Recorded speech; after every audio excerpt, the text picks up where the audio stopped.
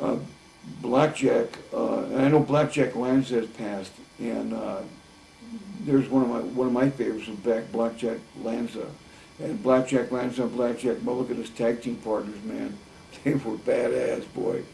And Mulligan, what I remember of Mulligan the best, I had a problem with Barry Windham. You know, he was only 22 at the time. He was born July 4th. I was born July 10th. I broke into business at 29. And I think it was Rookie of the Year, or the Most Improved, or Wrestler of the Year. But whatever what it was, that's old to be a Rookie of the Year at 29, don't you think? Right, right. I mean, come on. And Barry was jealous of that, but he was a great worker. He had all the tools, all the talents, 3 out of 4 of them. But he got a little jealous one day and stuffed my Billy Jack hat when I was in the ring. I come out and they stuffed it down and played with my bag, which in this business you don't get in no one's bag. Right. You can rib them, you can feed them your own dog, which I heard Mr. Fuji did to somebody.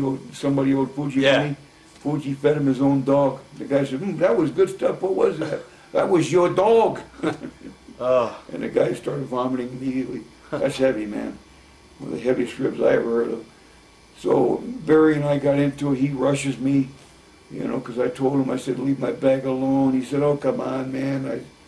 So anyway, I roughed him up a little bit. Mike Rotunda was his buddy. Went to Syracuse, I think, and some amateur wrestler. He tried to put my arm behind my back and break it, and he couldn't do it. And I told him, "Anytime you want to go on the street." So right away I got my established as a tough guy policeman in this business, and you had to or they'd pick on you. Right. Similar as going to prison. You know, if you end up being a pussy, that's exactly what you're going to end up. Right. Behind bars. So Barry was a good worker, just young and jealous at the time. Great worker though. Blackjack Mulligan was his dad. I remember talking to Blackjack Mulligan about it.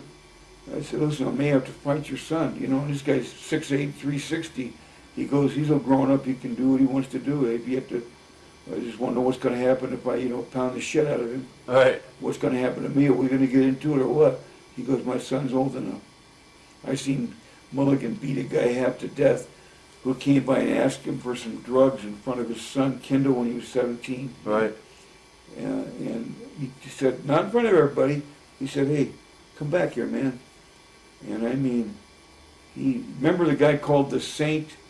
Yeah. You know, we're all white and a mask was white. Yeah. We were both in the same room, and I won't mention the guy's name that Blackjack corked. Right. But he gave the guy every chance in the world to fight, and he wouldn't. So his fist, I got a big fist, but his fist was humongous.